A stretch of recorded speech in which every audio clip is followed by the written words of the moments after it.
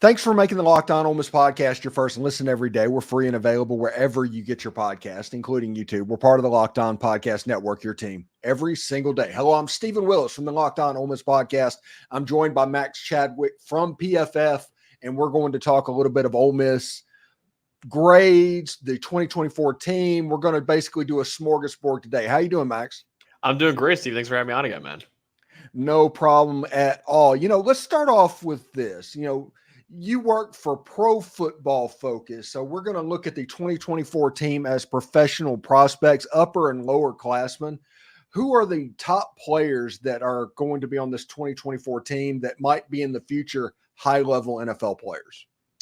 Yeah, I think it's a good question. I think there's certainly a few of them that come to mind. I mean, obviously one of them that I would have loved to see on this team that transferred out of there is Quinshon Judkins, who I think will be one of the top running backs, if not the number one running back in next year's draft. I think he's a really, really special player that obviously Ole Miss fans are very familiar with after the last couple of years. But as for who actually is on this team, I think Caden Prescorn, the tight end, is a guy that comes to mind. I'm doing this series at PFF where I rank the top 10 prospects at every position if everybody in college football was eligible to be drafted. So not only the 2024 NFL draft guys, but you include the 2025 NFL draft guys and even the 2026 NFL draft guys if there's a true freshman that really, had a great year. And Caden Prescorn was in that top 10 for that. So he probably is the only Ole Miss player that will be in the top 10 of one of those lists. But he's a guy that I'm a big fan of, and I think he showed in that bowl game against Penn State how good of a player he can be. I think Tre Harris is another guy that I really like as one of the top probably 5 receivers in college football heading into next year. Jaxson Dart, who we'll talk about in a little bit. I think he's a really great college quarterback. I don't know quite how good of a prospect he'll be for the NFL draft just because of how easy that Ole Miss offense makes it for him and how it's not really very translatable to the NFL. But he's still a guy that you got to keep an eye on for. Then going to the defensive side of the ball, you got a couple guys like Princely Umanmielen, the Florida transfer, the edge defender, who could be maybe a first-round pick, maybe a second-round pick. And then I actually misspoke earlier when I said Caden Prescorn would be the only one in the top 10 because I actually put Walter Nolen in my top 10 defensive tackle prospects if everyone was eligible as well. He has sky-high ceiling, still hasn't quite hit it yet, but he has the potential to be a first-round draft choice. And he was the number one recruit coming out of high school a couple of years ago. So he's got a lot of potential, still waiting on him to hit that ceiling. But he's a guy that I think could certainly enter first-round conversations next year. Because of the attention that Walter Nolen and Princely Umanmielen is going to require from offensive lines, should we actually look out for J.J. Pegues or Jared Ivey to have a bigger than expected year? Yeah, I think that's a good point. I think those two, obviously, Umanmielen and Nolen are going to attract a lot of the attention. And, it would have been an unbelievable defensive line. Ole Miss kept Tyler Barron, the Tennessee edge, who ended up, who originally committed to Ole Miss out of the portal and then ended up at Louisville. He's a really, really good player as well. But even without him, I think Jared Ivey and JJ could definitely have good years because of all the attention that Walter Nolen is going to take on the inside of the offensive line and the interior. And then, of course, what Umanmielen will be taking as one of the edge players as well. How do you think PFF looks at a player like Chris Paul, Ole Miss's new transfer linebacker from the Arkansas Razorbacks? I mean, he's 235, 240 pounds. He can go sideline to sideline. What's Ole Miss getting there? Yeah, I think that's a good question. I think what I keep telling people is that linebacker is probably the hardest position to play, honestly, on defense in today's day and age. I know some people say, "Oh, corner's much harder," but I personally think, man, as a linebacker, you got to be able to do everything for a team. You got to be able to play in coverage at a high level now. You got to be able to be a really good run defender, and then also you have to occasionally rush your passer and be good at that as well. Chris Paul Jr., I thought he had a kind of a down year grading wise in terms of what he did the year before. He's never really been a terrific coverage player, but he's always been a really good downhill player with that speed that you mentioned before. And he was a good pass rusher in 2022. Always been a solid run defender as well. I think he's a really solid player. I don't think his raw stats paint a much better story of what he is, but I think his advanced metrics show there's still some work to be done with him. So I'm not as high on him as some other services were when they were ranking the top players in the transfer portal, but I still think this is a really solid starter that the Rebels picked up in the portal. The funny thing that you mentioned that is the people that have listened to my show for the better part of a year or two, I've always said over and over again, Lane Kiffin's offense, when it's working right, is actually torturing linebackers. That's the way I would phrase that. And the linebacker not knowing if they need to look behind them at a tight end coming down for a run fit or hitting the zone read stuff or even the jet sweep stuff. Whenever all of that's going and the linebacker can never be right, this offense can be just deadly. And Ole Miss isn't the only offense in college football that's that way. No, absolutely not. And that's a really good point that, he's going to be tested in practice. That's for sure. And that might help him honestly on Saturdays, is that he's going against a really good offense, some really good weapons that Ole Miss still has with Tre Harris and obviously with Juice Wells, Caden Prieskorn, and even Ulysses Bentley coming out of the backfield as well, and Jaxson Dart obviously slinging the rock to all of them. He's going to be tested in practice, which should hopefully make him a better Saturday player. I think that should help him in coverage, hopefully. Because that's like I said, that's kind of the area where he struggled the most throughout his career so far, especially this past season. But if Lane Kiffin can get him better with his offense, then that should help him a lot in his development. Let's go over to the other side of the football. And, the question is, like, Jaxson Dart is a Heisman favorite. He is going to be potentially the face of college football at the quarterback position. He like the Fansville commercial. I would not surprise me at all if Jaxson Dart is the guy walking through Fansville underneath ladders and all of that stuff when it comes. But how good of a pro prospect is Jaxson Dart? I would say I don't think he's one of the top quarterbacks in the draft as of right now for 2025. I think you look at guys like Shedeur Sanders, Carson Beck, Quinn Ewers, even Jalen Moreau, I think has a really high ceiling. Drew Aller from Penn State is a really high ceiling. I go with guys like that, and maybe Noah Fafita. I think Dart is in that range. I think he's probably like a day 2 pick, I'd probably say right now. But it's going to be tough for me to see him really vault himself into the first round conversation.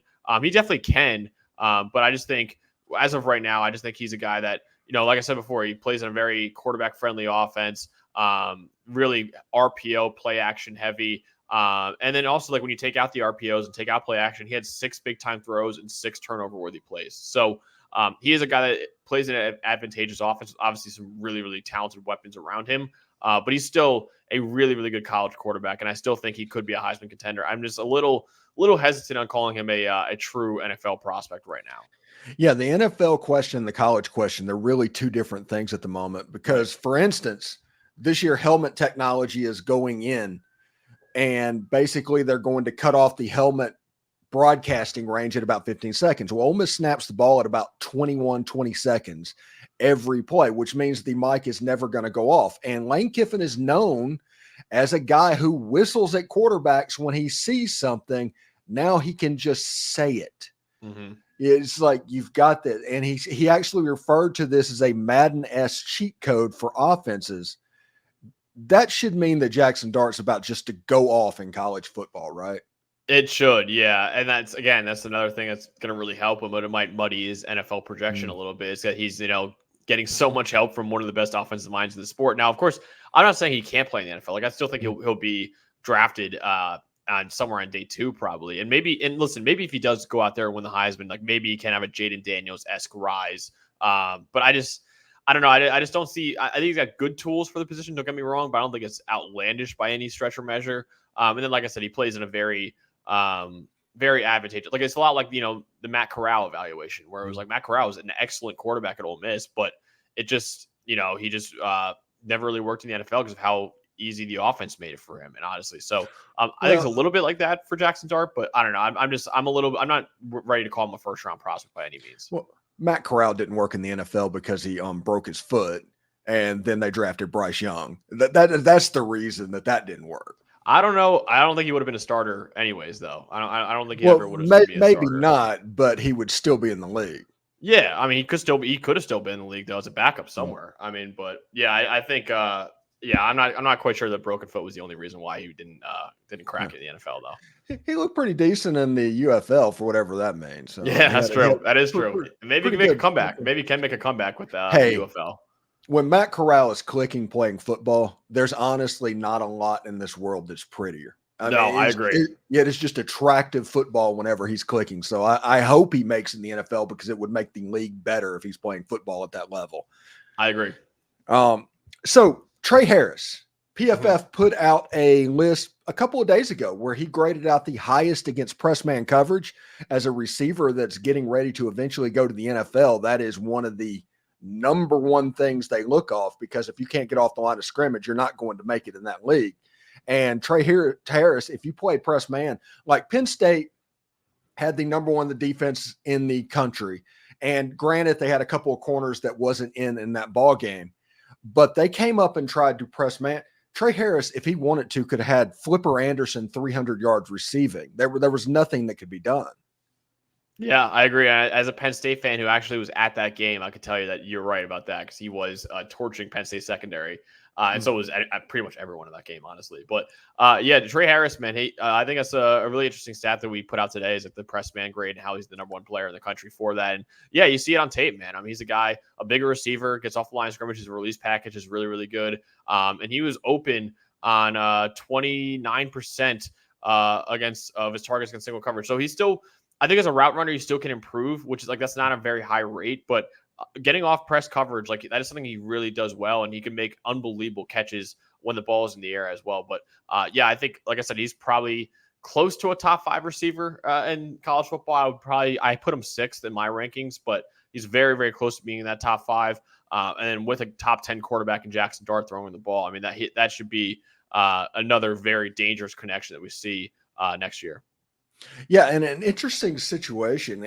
Tre Harris played in the air raid system at Louisiana Tech before he came. So this was his first year playing in a more complicated down the field system. People assume the air raid has a very advanced passing tree. It does not. Like Malik Heath left Mississippi State under Mike Leach and came to Ole Miss.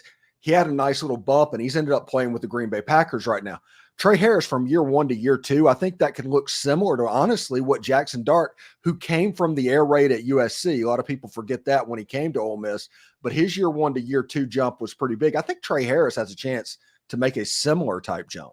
Yeah, he could, honestly. And that's even scary because he was already a really productive receiver this past year. So you're talking about a bigger jump. I mean, he could be a Biletnikoff winner, honestly, if he does that. So, yeah, if he has a Jaxson Dart-esque leap, because I agree with you, Dart made a huge jump, especially playing outside the pocket. I thought that's where Dart really improved the most this past season. But, yeah, Tre Harris can certainly keep improving. And if he does, I mean, yeah, he should be probably one of the top receivers in the 2025 NFL Draft if he does that.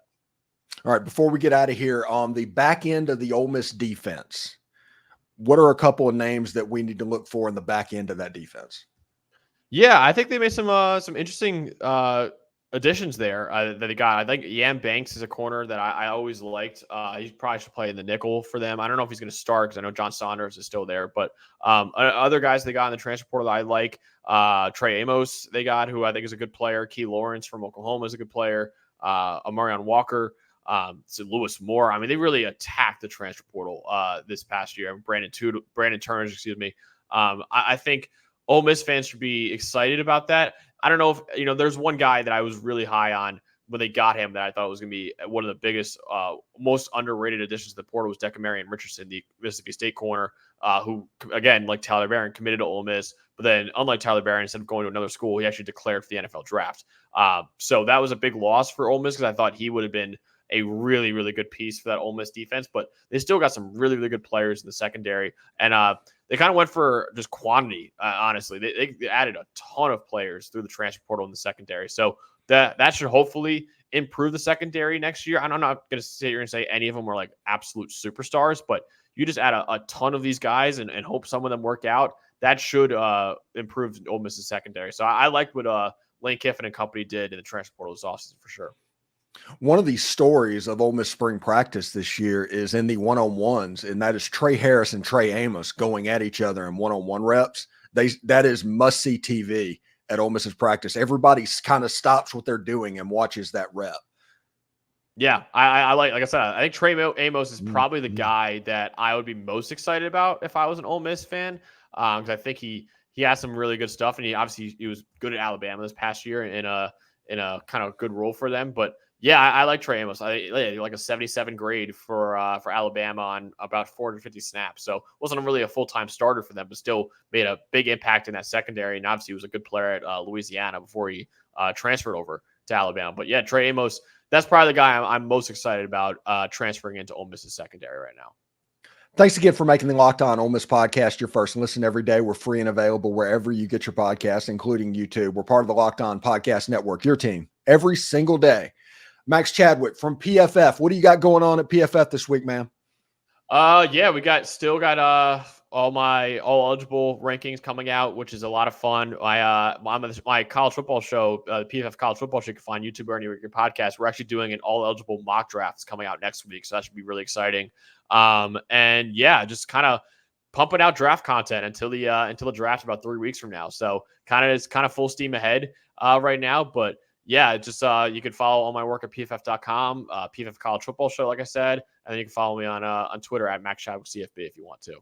Yeah, that's awesome. Thank you very much for coming on the show, bud, and we'll talk to you in a little bit, man. Awesome. Thanks, Steven.